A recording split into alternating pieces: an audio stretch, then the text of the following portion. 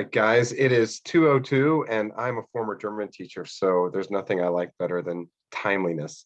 I'd like to welcome everybody here today. On behalf of the Center for Urban Language Teaching and Research at Georgia State University, I welcome you to the 7th Annual World Languages Week. CULTR, as the center is known, is one of the 16 federally funded Title VI language resource centers in the United States. CULTR has created a unique identity around serving the needs of all students and the communities they represent by helping to promote language learning opportunities as part of 21st century global education. Guided by its core values of access, advocacy, outreach, and research, CULTR has gained a national reputation for innovative approaches to promoting access to language education for all students, regardless of their socioeconomic and ethnic background. My name is John Valentine. I'm the Director of World Languages and Dual Language Immersion at Gwinnett County Public Schools. And I'd like to thank you for being here with us today for the Voices from the Teaching Field panel, which I'll be moderating. Before introducing the panelists, I'd like to address a couple of housekeeping and technical questions. First, I'd like to remind everyone that all panels this week are being recorded and will be available after the event. All attendees will remain muted throughout the entire session. If for some reason your connection is interrupted during the panel, simply rejoin with the same link that you used before. Our panel discussion will be approximately 30 to 40 minutes, and then we'll leave a good 20-25 minutes for question and answer after the attendees finish their portion. So if you have an idea or if you have something you'd like to ask, just jot it down. Or you can submit questions through the course of the discussion and after in the Q&A box by clicking on chat icons at the bottom of the screen. If you like questions you see, click the thumbs up icon to promote this question to the top of the list. And this panel session will conclude right at 3 o'clock. And I'm a German teacher, so it'll be right at 3 o'clock. So now let's get to know our panelists. I'm going to introduce these folks briefly, and then I'll let them speak. So we'll start with Erica Miley. She teaches American Sign Language at Midtown High School. So Erica, tell us a little about yourself.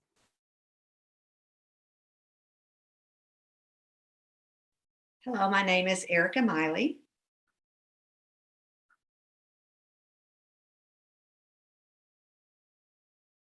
I am an ASL teacher at Midtown High School, and I teach American Sign Language. I love it, and I've been teaching it full time. It is my first language, of course, since I was a baby. I learned American Sign Language as an infant. I went to Gallaudet University, and I've learned as a first language. A lot of people don't understand what American Sign Language is, but I became very immersed in the language and in teaching language and what it meant in its grammatical aspects and the history of American Sign Language. I find that very valuable in being able to give back to the community by teaching American Sign Language as a language in its own right. And I think the high school students that are learning it seem to be just fascinated with it and want to continue learning it more and more, some even as a career. I think it's a wonderful opportunity for them, and I love watching them grow in the classroom. And I think that's all. It's nice to see you all. It's nice to be here. Thank you, Erica. And this makes me remember, it's sort of back when I was in high school, kind of gone are the years of our profession only having 2 levels of a certain number and type of language in every high school in the United States. I remember back when I was in school, I think we had Spanish 1 and 2, French 1 and 2, German 1 and 2, and maybe 1 level of Latin. And that's all we had. And now we look at these programs that exist across the state of Georgia and across the nation. And it's wonderful to see that we have these incredible options for so many different cultures to be represented. So thank you, Erica. And I think it's a good time also to introduce our 2 interpreters. By the way, folks, they hate this. They like to just kind of sit there and do their job. So I'm going to start with Teresa Lott. Say hi, Teresa. And I'm going to also introduce our other friend, Rita Siernheld. Good German name, Rita. I love that. That's great. Is it German? Am I right? Dutch German. Dutch German. Okay, very good. Very good. Perfect. All right. So now we're going to move on to our other friend. This is Michael Bowe. Michael is a 4th grade French dual language immersion teacher at Evansdale Elementary in DeKalb County. So Michael, take it away. Hi. So I am a French dual language immersion teacher. So that means really I teach French pretty much the entire day, but instead of just teaching what are the different colors and things you might have learned inside the world language classroom, we're actually learning about math and science inside with French. So for example, today we're learning about division in French, so it's always fun times. This is my 5th year at Evansdale Elementary, and this is also my 5th year as, I guess, a certified teacher within DeKalb County. So I'm glad to be here. Thank you, Michael. This is to me the most wild thing in the United States. Like I go back to, again, had 2 levels of language, specific languages all across the country. Now we've got parents fighting to get their child into a kindergarten class where half the day they learn in English. And then at lunch, they go to a different teacher that teaches them in French for the other half of the day. And that's what school looks like for them from kindergarten through 5th grade. And we're not doing this in some fancy private school. We're doing this in public schools all across the United States. There was a report that came out last week. They've had a really hard time clocking how many of these programs there are, where they are. And they finally, did you see this report that came out from American Councils? 4,700 DLI programs across the United States. It is the fastest growing innovation in public education. So kudos. And I think about, and now we're going to transition, I think about Meredith, who's a high school teacher. She's going to get these kids. Like she's going to wind up teaching these what does it look like when a messy old Spanish teacher or Spanish learner gets to high school and can talk about the life cycle of a frog, but not necessarily house and home. So that's going to change our profession. So I'm going to turn this over to one of the very best in the field and by far the best school district in the United States. So Gwinnett County Public Schools. Sorry, turn this over to Meredith White, Spanish teacher, Gwinnett County Public Schools. So Meredith. We're not biased at all. No, no. Sorry, guys. So yeah, my name is Meredith White. John is my boss, so I have to really behave here. And I teach Spanish 1 and 2, as he said, in Gwinnett County at Peachtree Ridge High School. What's funny is on this call, I see my dear friend Iram, and she teaches in Savannah. I started teaching in Savannah, Georgia. So we've kind of come full circle here. Came to Gwinnett, had to move out of state, but we came back, and I'm, as Michael said, I'm thrilled. Actually, this is it's been back. You said you've been there 5 years. This is my 6th year back in Gwinnett County, but my 15th teaching. Yeah. So really excited about, I love that CULTR is so close, and I'm excited about this whole week and all these events. And kind of, John, as you alluded to, we are super, super lucky as a profession in this moment in time, in like the ways we can collaborate and be on a Zoom call together with people from all over. So really, really fun. This is honestly, I mean, I'll talk more about this later, but this is, in my opinion, these are the days and the times that we've been waiting for as a profession. Sort of 2 great things came together at once. We, for years and years, were looking for people to pay attention to us and trying to tell folks, hey, it's good if your kid is, bilingual and multicultural. The parents are like, oh yeah, whatever. Then all of a sudden, with an increasingly global job market, they're like, ooh, wait. At our own jobs, we're seeing the person who's multilingual or better with working with folks from other cultures move up much, much faster on the corporate ladder, make more money, get the better jobs than we ever saw before. And concurrently, we've just gotten, in my opinion, really good at what we do. We no longer just teach 2 or 3 years of language and send them off into the world and say, hey, I hope whatever the Spanish 2 teacher does works. We've done a really good job now of collaborating, of teaming, of making sure that we're hitting some really solid proficiency targets. And I can look a parent in the eye and say, if you are 4 years in our Spanish program at this school, I can guarantee you your child will be able to do X, Y, and Z when they leave. And that's a whole new idiom. So for anybody considering the field, I mean, it ain't your mama's foreign language field. It's a whole different world. So thank you. Now I'm going to bother these folks again. I promised them like early on I would never put them on the spot. Totally going to put them on the spot. Tell me something outside the profession that you do that is interesting. I mean, I'll start with me. I've played bad adult water polo for the past 26 years. I mean, you want to see average to below average water polo on a Friday or Tuesday, you call me up and I'll bring you. So that's something I'm interested in outside of the field. So tell me something that you do outside of teaching that gives your life a little more glamour. I'll start with Eric.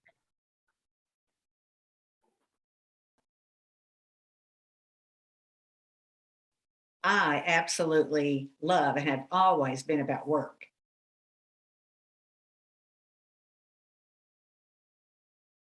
I love to do things at my home. I love to be busy. I love, love, love crafting. Crafting is just my thing that I do.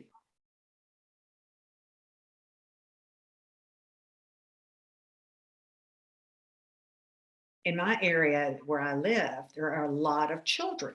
and this is really odd for me, but it's very helpful at the same time, that I create balloons and make things out of them, different things, and give them out to the children, different animals, different objects, things. And I always try to find something new, something, that's different out of the box that you don't always see, like a T-Rex, or, you always see the dog and that kind of thing. But I like to do that. And then, the kids can come and take them and give them to them free.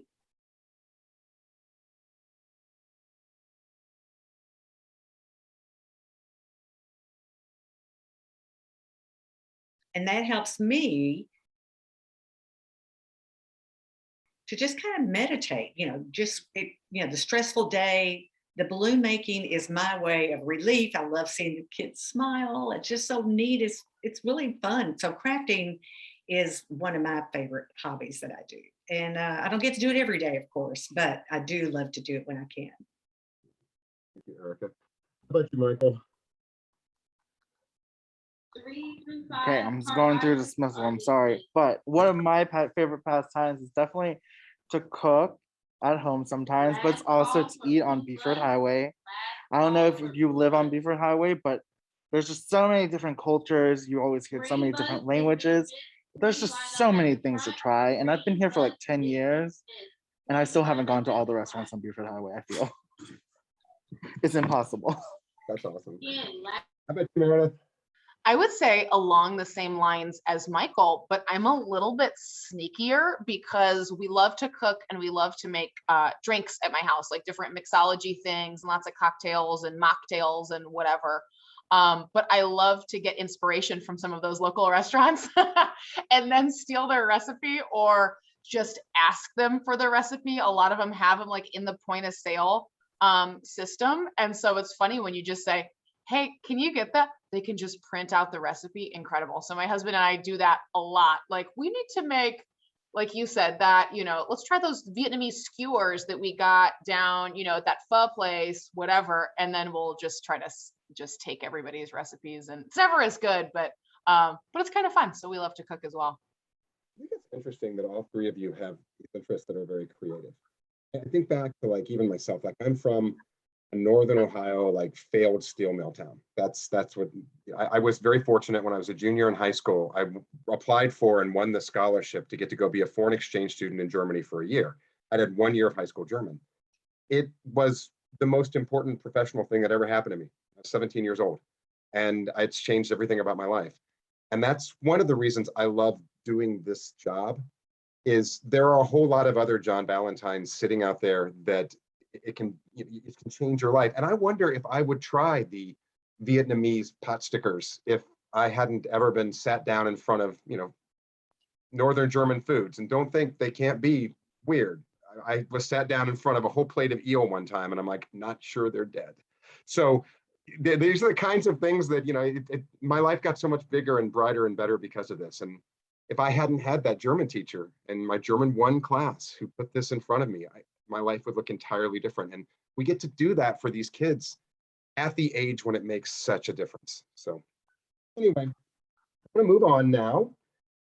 I want you to tell me, and the easy answer is going to be my foreign language teacher, and you can use that if you want to, but I want you to tell me about, in all of your years of education, who was your very favorite teacher and why? And I'll start the other way around with this. I'll start with Meredith. I'm going to take, so this for me is the easy question. Mine is 100% my Spanish teacher, but with a little bit of a twist. She and I have worked since. We've become very, very dear friends. So we've kept in touch over the year, and I had her for levels 1 and 2, and I wasn't supposed to. I was actually scheduled to be in another class, but because I had to work out like band, I had to work out music class. And then for individual sports at my high school, you had that sports class. So I was juggling all of these different scheduling things. So I actually got a schedule change 10th grade year into her class, and she 100% changed the entire trajectory of my life, just who she was as a person, how she handled herself. I just thought she was so open and smart and cool and fun and just a really great unintentional model. I mean, she wasn't trying to be those things, but she really was just a great teacher, in every sense. And she and I since have worked on curriculum things for the district that she works in. So we've really come full circle, and it's one of my favorite relationships. What was she to you at that time? Like whoever Meredith White was at that age, what sort of, hole did she fill? Like what did she give you that you desperately needed at that time in your life? She made me feel really good about who I was and what I brought to a language class, which I thought was really critical. You're so vulnerable in a language class, which I think we kind of forget because we're so used to it. And I could have said just the silliest, nonsensical thing ever. And every time, when I tell you every time I spoke in the target language, joy was on her face.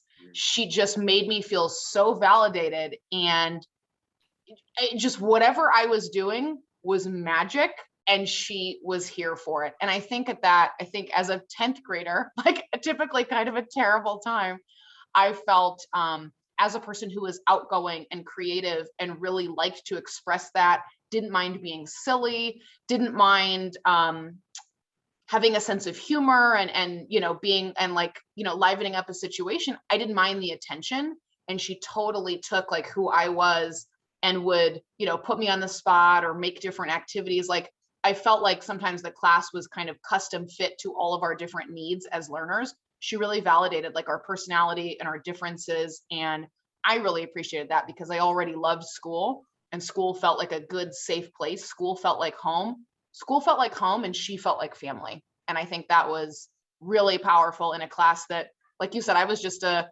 10th grader from the middle of nowhere, Illinois, going like, yeah, sure, I could Spanish, like whatever that means. And we moved right before high school, and she just, it hadn't felt like home really until her class. And I thought, okay, this is pretty cool. And I can do this. And I never doubted that I could. So I thought that was pretty cool that she, in everything that she did, that came across very clearly. I always feel like I always think, who are we closest to, like in other teachers? And I mean, what we're really trying to do is we're trying to give our students the opportunity to express every bit of who they are using a language and culture that they're not familiar with. So we got to get to know them. So I think we're kind of more like the theater teacher almost sometimes. Like we're putting them in these situations where we don't want them just to repeat back. We want them to take this tool that we give them and create with it. So there's a lot of, building of a human being. That's cool. It's cool. Michael?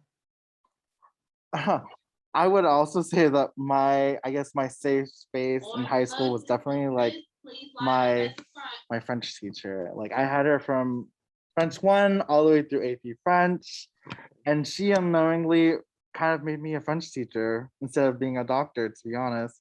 Like she was that one person that was like, it's like, who's the first person you're gonna ask for a letter of recommendation? It was her, because like I was like, you're such a great teacher. You like created this safe space for us. And like kind of like what Meredith was talking about in terms of like that vulnerability of speaking another language. Like my first language was Vietnamese when I was younger, and then I learned English. And so I completely understood of like being like very vulnerable, and then to be vulnerable again, learning another language is even crazier. So I definitely say that she was definitely an inspiration for me. And then who knew that I would become a teacher because of like her example. When you had her for all those years, so did she follow you from like middle school to high school? No, I actually only had her from 9th grade to 12th grade. Oh, 9th grade, still. Yeah. And then she actually was an inspiration for me to go to Emory. And then I ended up going to I ended up going to France to teach as a language instructor over there for a year before becoming a teacher. But definitely want to circle back around to that for everybody. Definitely. There's no place called, I love my math teachers, but there's no place called Mathland. There's no place that you're going to pick the kids up and put them on a plane and take them with you every summer if you want to for free for you, which we'll talk more about in a little bit. This is the huge secret that nobody talks about. When foreign language teachers, world languages teachers take their students abroad, they don't pay. Definitely. So yeah, so that's the thing that and you had this opportunity to teach abroad, and it used to be that there were a few opportunities like that. Now I have so many that come across my desk every day that you almost can't keep up with them. Like there's so many things that are opportunities to do things in the summer or additional work. Meredith I'm sure you have to turn down offers all the time because you're on the leadership circuit now. So interesting. Hey, how about you, Erica? Tell us a little bit about your favorite teacher and why.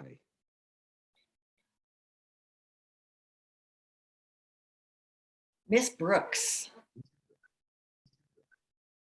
And she was my teacher in high school. I think I was about 13 and a half or something to that. But she was a special education teacher for students that had, quote, disabilities, and I happened to be one of them in that class. And I was just in that one class for that one subject, which was math. And when I entered her class, it was really unusual because, you know, I spoke in ASL and she teaches math. But the first time I met her, it was instant. I just fell in love with her. She was not only a teacher, she was someone that inspired me. She would sit down with me and discuss things in detail and give me more instruction in math like I needed. She was just more of a teacher, and it made me understand different ways that I could even teach math, or all of us. But she had this knack of meeting all of our needs regardless of how we learned. You know, I wasn't just the only one in her class, but I had her all 4 years of high school. And, you know, I got an A from everything that I did in her class because, you know, everything from algebra to trigonometry. She just had that knack of helping me learn. It was odd because, you know, now here I am an ASL teacher, but my favorite teacher was a math teacher.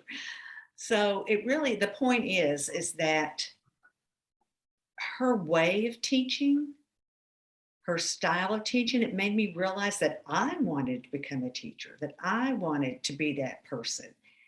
And so whatever, you know, the students want to do, that I want to give them that inspiration as well. And I wanted to teach them to have the same feelings of inspiration that I had when I was a student under Miss Brooks. You know, seeing that there was so much out there in the world and opportunities were there. She gave me that sense of confidence to do that. And we do stay in touch. We have over the years, we're still connected.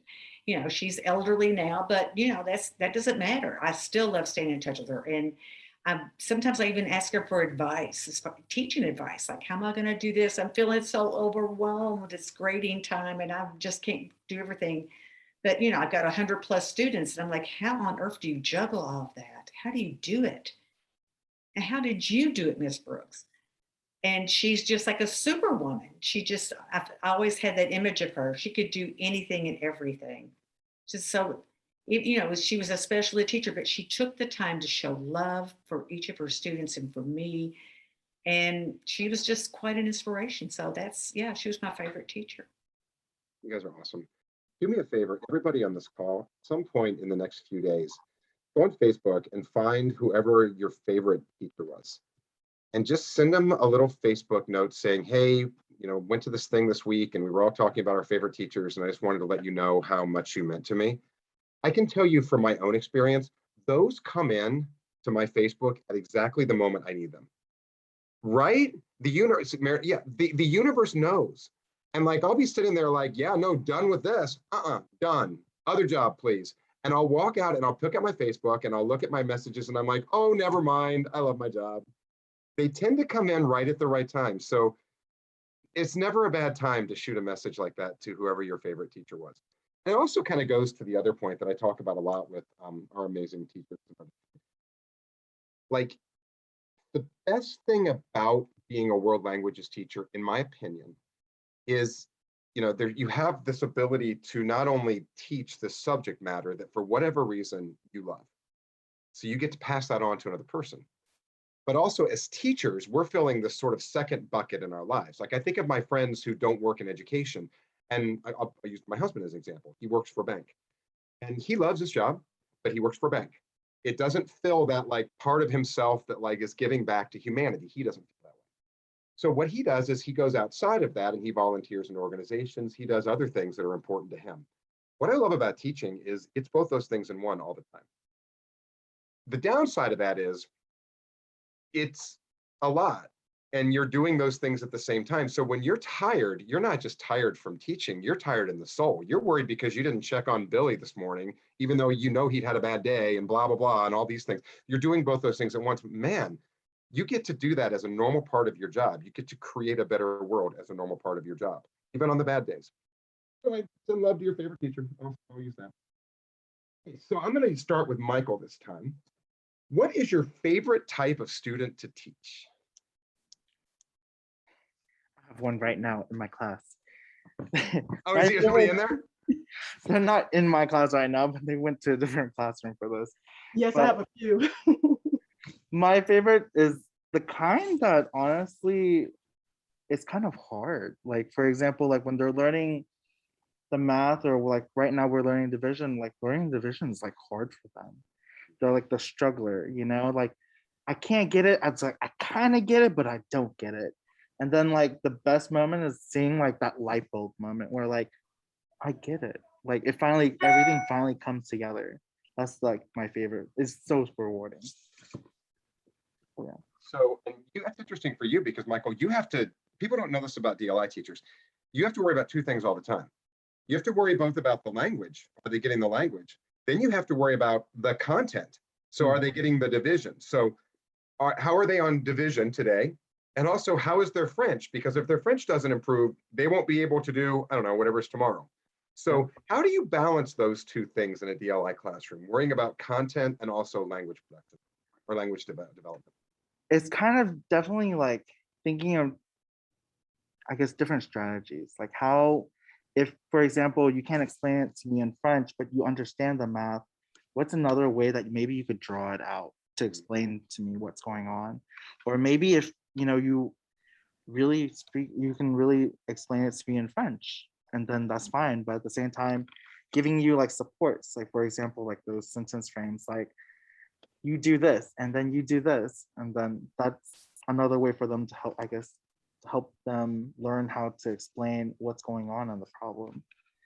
Just because, I mean, like it is kind of different compared to like bringing some of that like everyday language and then having that, I guess, academic math content or science content. Sentence frames are our friend. Yep, they Hi, are. Meredith, how about you? What's your favorite type of student to teach? I would have to say my favorite type of student to teach are the ones who are really present in the way that like they don't mind connecting with us in a like in a silly way or in an observant way, or like they aren't too cool to do school. And I'm laughing because I actually today, our students are home, they're on a digital day. And for the last week, I have been changing my Bitmoji's outfit to match what I'm actually wearing that day. And I've got about 2 students in every class because it lives like on a TV here that I mounted. I totally did not get permission. John, you didn't see that. Anyway, it's fine. And You didn't ask for my, you didn't ask for my money, I don't care. I did it myself. I post the agenda and my little Bitmoji is just in the corner, like pointing to it. And I've got about 2 students every day who they're like, and we kind of do this, and like they totally notice, and then we laugh just with each other, and the rest kind of say, what's going on? What's so funny? And so things like that, I think, bring, for me, again, school felt always like home. I felt comfortable, and I felt comfortable with my teachers coming from a long line. I'm 4th generation teacher. So school always felt good. And I was very used to seeing my teachers outside of school. So they maybe were like Mr. Vo at school, but then at home, hi, Michael, because, you know, he was a family friend. That is that same connection, I think, with my students. Like, it's okay to acknowledge that your teachers are human and that we can have fun sometimes when we put little things some places or make a little joke, especially in the target language. Things like that just make me laugh. And I love waiting to see if students noticed something or found something or like thought about something. So I really love the students that let their guard down a little bit and don't mind being vulnerable in that relationship. And we can be a little bit kind of silly and playful together. You say that. I remember, I think one of the things that they love about us as world languages teachers is that we bring our whole selves into the classroom. And that's what I hear from you there is that, you know, you want to make it as much you as you possibly can while still being the teacher. I'll never forget, had this chemistry teacher when I was in high school, and he was the most, taciturn, quiet man. And one day the class was incredibly badly behaved, and I'm sure he'd had a bad day, and he just started yelling, like just yelling, huge anger eruption. And of course, we're all terrified. Then he came back the next day and he apologized. He's like, sometimes people get upset, sometimes people get angry, and this is me apologizing. I'm sorry, I'm human like everybody else. The first time I'd ever seen an adult apologize for their behavior. And I'm not, I grew up around a lot of anger, and I never heard anybody apologize. And it was the first time I saw that, oh my gosh, there's another reaction that you can have when you get angry. So that ability for you to bring your full self into the classroom, they're learning lessons that you don't even know if they need, but by being your full self, you can teach them those lessons. Thank you. Erica, how about you? Who's your favorite kind of kid?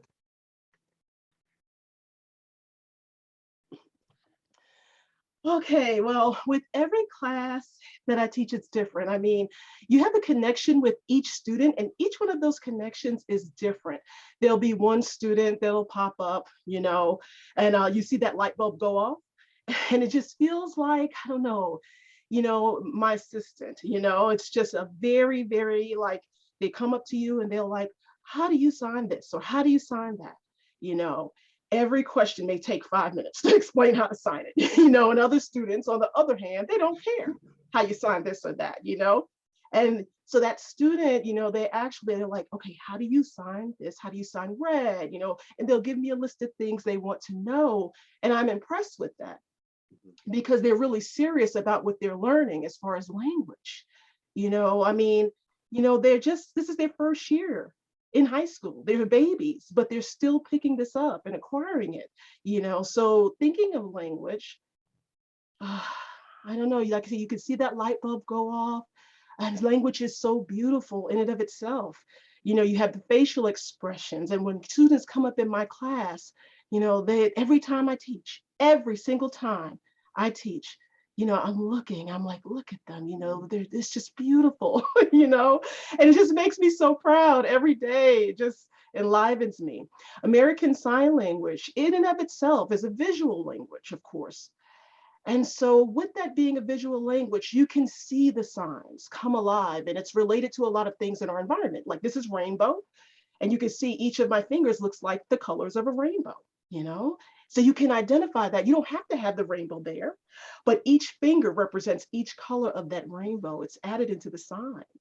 And so you don't even have to answer. You see the sign, you immediately know what it means. And I haven't even formally taught them what it means, but they can see me sign it the first time, or like, say if there are clouds in the sky and I sign that, they understand that. So, they have a real thirst to learn more and more and more. That's the kind of student, and right now some say, I want to become an interpreter right now. And I'm like, no, you have to take baby steps. It's kind of, you have to climb that ladder, you have to take ASL 4 first before, and they'll say, no, I want to take it down, Miss Miley. And I'm like, okay, but that's the motivation that comes from teaching. They want to learn more, they want to be immersed in it.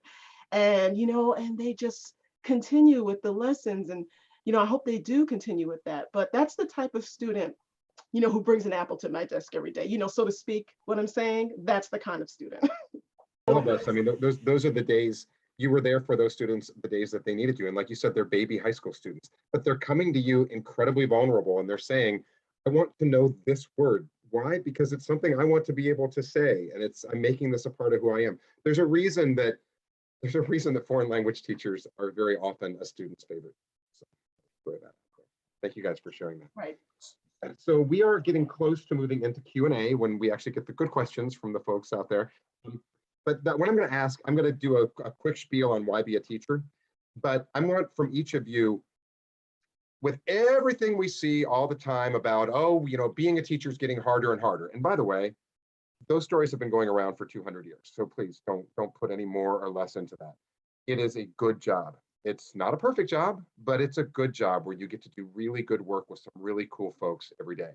But I'm going to ask each of you separately, why be a teacher? And I'm going to give the boring administrator answer to that. First of all, there is never a time in our school district that we can't hire any language.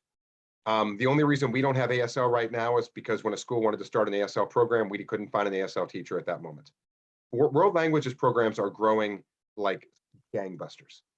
And the profession of being a world languages teacher has become increasingly valuable to parents, which means that it's increasingly valuable to schools. I'll also just talk about the elephant in the room that nobody wants to talk about, and that's the money. You know, I go back to this ain't your grandma's profession anymore. The 3 districts we are representing here today all start their teachers right around $50,000 a year. And on top of that, this is the thing no one ever talks about, you are automatically paying into a pension fund. You don't know, those people out there don't know what a pension is because very few Americans have pensions anymore. Basically, it's like a 401k that someone does for you, and it's guaranteed. So we're in a profession where if you teach in our profession for 30 years, so think about how old you were when you started. So some of you might be 22 when you would start teaching. If you teach in the profession for 30 years and you quit teaching in the state of Georgia, the state of Georgia will pay you 60% of your highest salary every year for the rest of your life.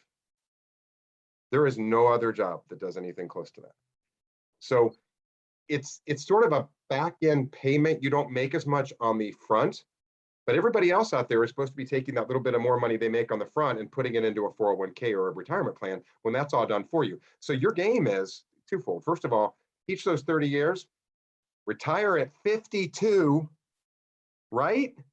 And then the state pays you 60% of your salary every year until you die. And then your game is to live as long as you possibly can, to get as much of that money as you possibly can. It's a good job. It's a hard job, but it's a good job. And it doesn't start at poverty wages. It starts at a halfway decent salary. And especially if you can have a roommate for those first few years as you're raising your salary, as you're getting your master's, all those things. Anyway, I want to drop that out there because I don't think a lot of people know that side of it. So I will turn it over now. The question again is, why be a teacher? I will start with, this time. Or Michael, sorry, I start with Michael. Why be a teacher? Teacher, I think it's kind of, for me, it's kind of, I mean, as I was saying earlier, I didn't expect to be a teacher. I wanted to be a doctor instead. And then really, after really like thinking about it, I kind of wanted to do as much, I guess to give back as much as I could. And really for me, that meant like kind of starting in the early age. So I was really looking at elementary school just because, I mean, that's kind of where you see it. Like that's where you can make the most impact, for me, at least. That's what I believe. Where like, for example, you see students come in and then like sometimes they don't have the food that they need, and like we can figure that out. Let's just get back to work, right? Or we can like find out what's going on to find the supports that they need then and there. I think also, like specifically for like a language teacher, I mean, part of my joy in the day is like to show them the culture that they don't really see. Because like for here, it's a one-way immersion program where I might be really the only Francophone influence in their life at this particular moment. So I mean, for them to see like parts of like, you know, parts of Africa or parts of Europe or parts of like Canada, for example, or even like Vietnam in Asia, like just let them see like how they're similar and they're kind of like different from other people in different cultures. That like brings me joy and brings them joy. So it's interesting that way. Thank you. How about you, Erica? Why be a teacher? Tell them.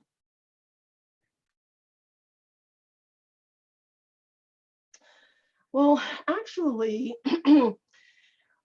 I think when I was at the Montessori School for the Deaf, and that's in Washington, D.C., and the students there, I worked at an after-school program, and I think it was almost 8 years.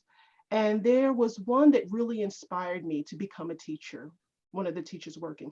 Every day, or really on a yearly basis, I say every year, I should say, I had one student, maybe two students, you know, that wanted to become teachers. That would happen over and over again. I'm like, okay, why can't you become a teacher? You know, why can't, you know, you're a wonderful teacher, you know, you can have influence on people. You know, there are students that have that. So that means that they say, okay, I can be a teacher. You know, you can give so much back to students if you become a teacher. And so getting that encouragement myself, I said, okay, let me go to school, let me immerse myself in the teaching profession, see what it's like, see how it all works. And I decided to do that.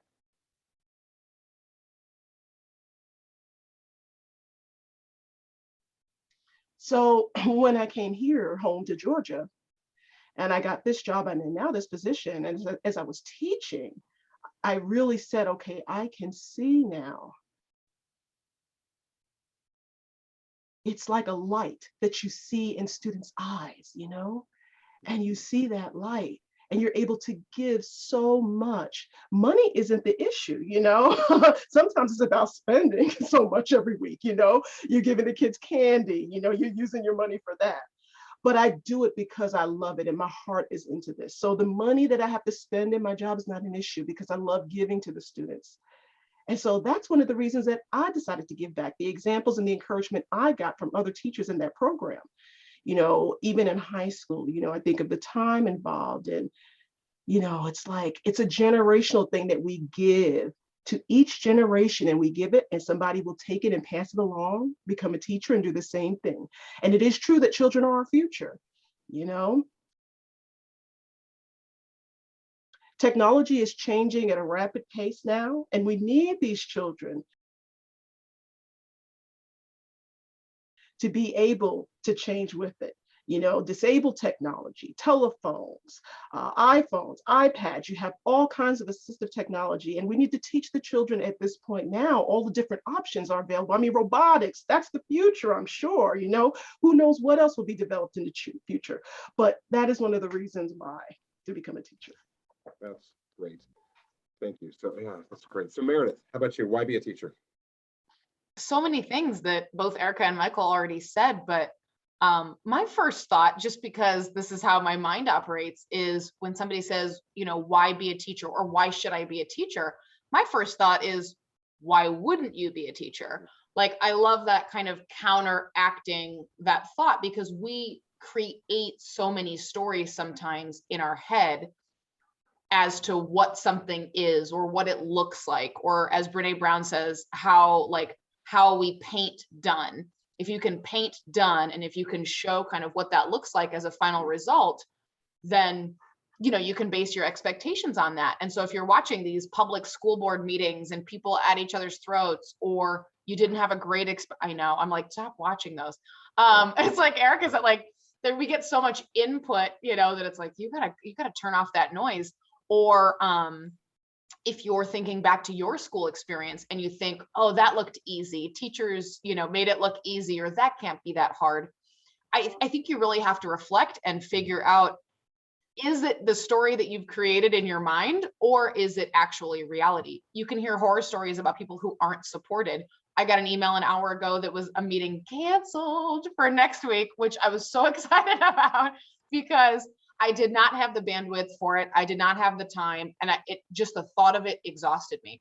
But you read where some situations are very toxic, and it doesn't have to be that way. So I think when you look at those reasons of not doing something, sometimes that can elicit a really powerful response as to what our perceptions are, what reality actually could be. And like I said, I come from a family of teachers. My expectations were always realistic. I knew there was going to be politics, and, you know, sometimes the kids are most of the time, the kids are 1000% more enjoyable than the adults. I mean, let's be honest. So I knew all of those realities. And John, as you said, like, the money, find me another job where you know exactly what you're making when you start, and it's not based on your gender.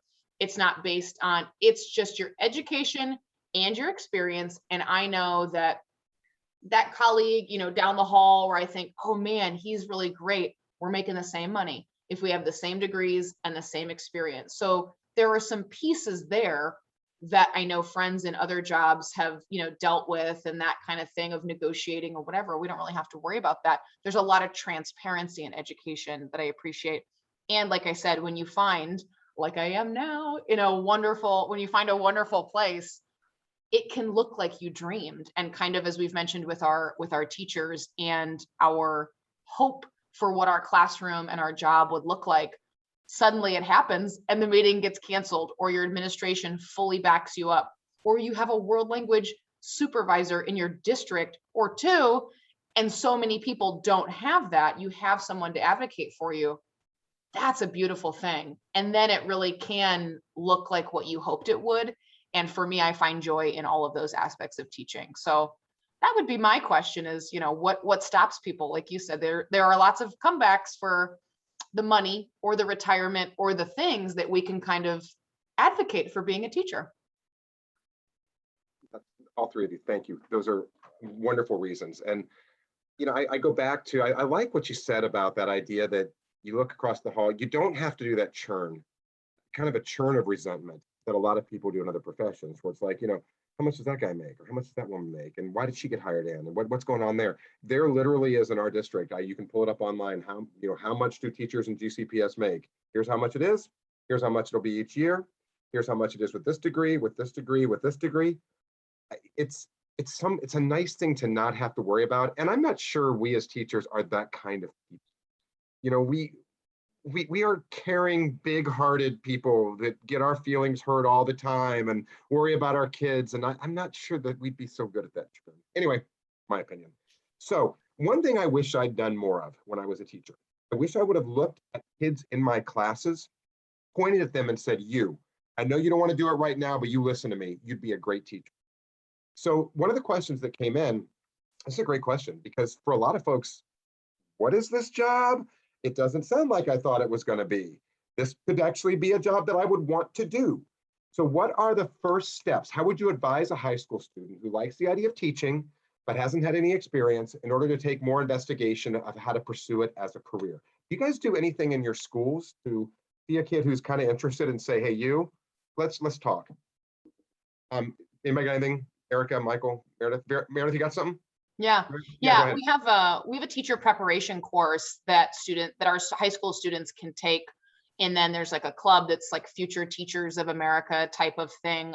Obviously they can go abroad as well, but there's definitely a conversation that's had with a lot of students about education as a potential career. So they can be a teacher's aide, they interview us, they have a lot of assignments, and you can have some really candid, frank conversations about what it looks like from the other side of the desk. Absolutely.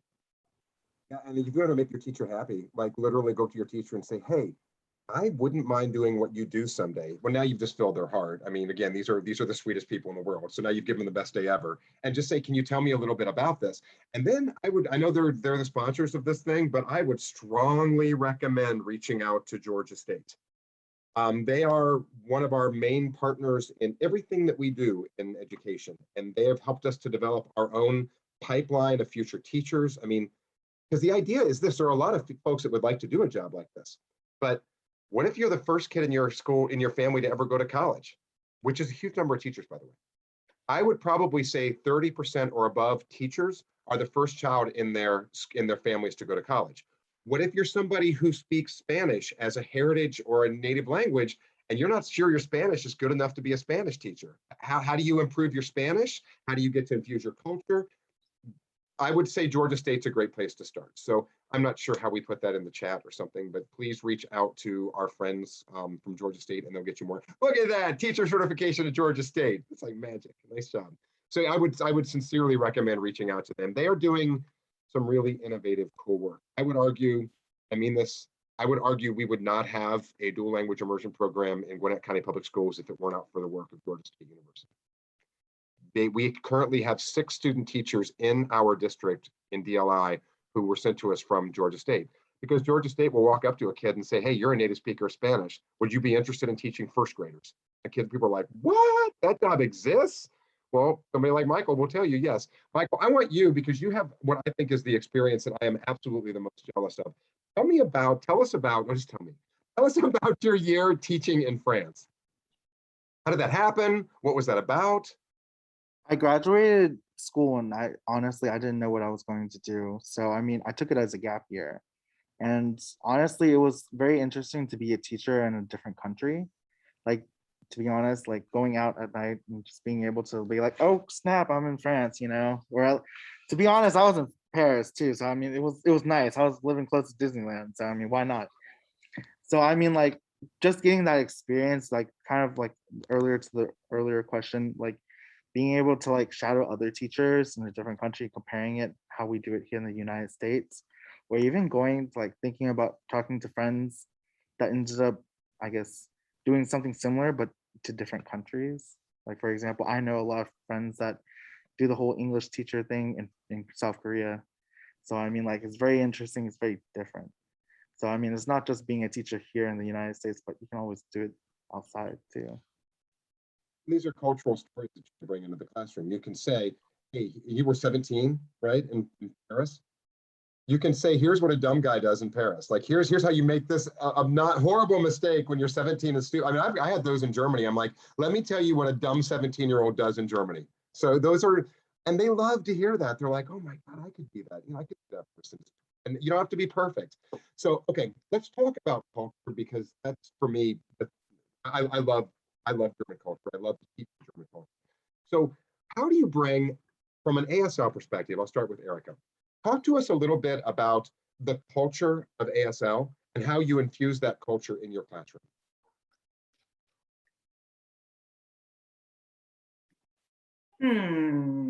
Let's see. You just have to be yourself, for one thing. You know, as a bilingual teacher myself, I know, because for American Sign Language, a teacher who hasn't taught It's both not languages. BIPOC. I think it's like the third, like a third person teaching ASL in there. So it's like there's, as a cultural person, I do teach the culture.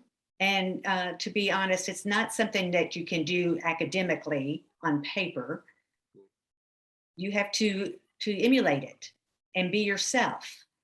And then, you know, like in signing and saying, this is the way this should be signed, or we should be signing it this way, or you should not sign it that way. You feel like that you're giving that language, and as not for the purpose of just presenting or for workshops or things of that nature, but in order to help the students to develop conversational American Sign Language, to be comfortable with the language, to use it as a language. And I want them to be able to sign that and feel fluent and comfortable with it. And that's part of the culture, so that if you run into or meet another deaf individual, that you will be able to communicate with them and not be afraid or shy to do it, to even go up and ask questions, and don't feel embarrassed or shy about using the language, because you've had that chance, that opportunity, and that gives you a better perspective of the culture in deaf people when you communicate with them. And just be yourself. I think that it's important as an ASL teacher, as myself, and an ASL user, obviously myself, that I just use it like I'm doing now. It's just being myself and giving the true person who I am, and not feeling like I'm having to present all the time and being like robotic and formal, but just actually having just a natural conversation. Just like with the students, I want them to feel that. Of course, you know, they want them to become independent and use it on their own as well. But that's my goal for my students, is to feel the culture and the language for themselves. I have a restaurant near where I live. I'm going to call it a restaurant. It's not a restaurant.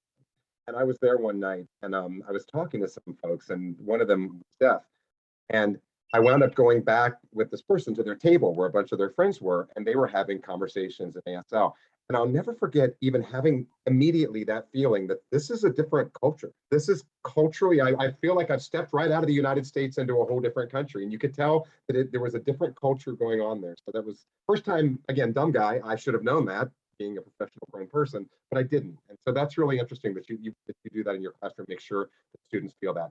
How about you, Meredith? Talk about culture.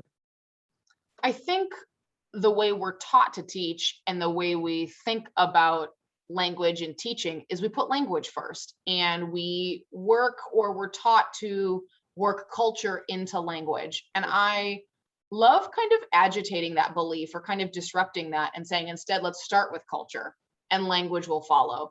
And as Leslie Grand says, who's incredible out of Maryland, she says, start with culture, lead with emotion, and language will follow. It has to.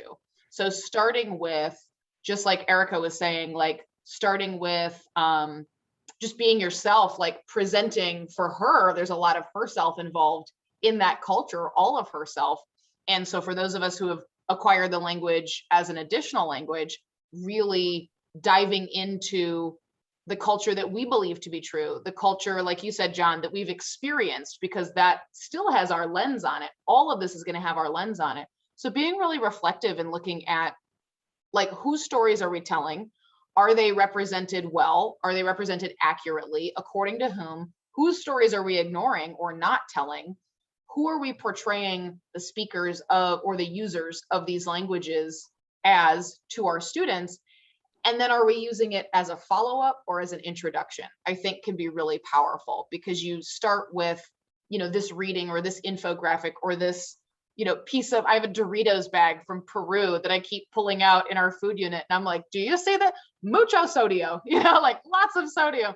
And so leading with that, instead of thinking that I need to teach salt and vitamins and fat and calories, then they can read that particular packaging. I love just upsetting that whole apple cart and doing culture first and then watching language grow from there, instead of the opposite, instead of culture as a kind of an extra, or we say, oh, if we have an extra culture day, you know, we'll talk about whatever the thing is.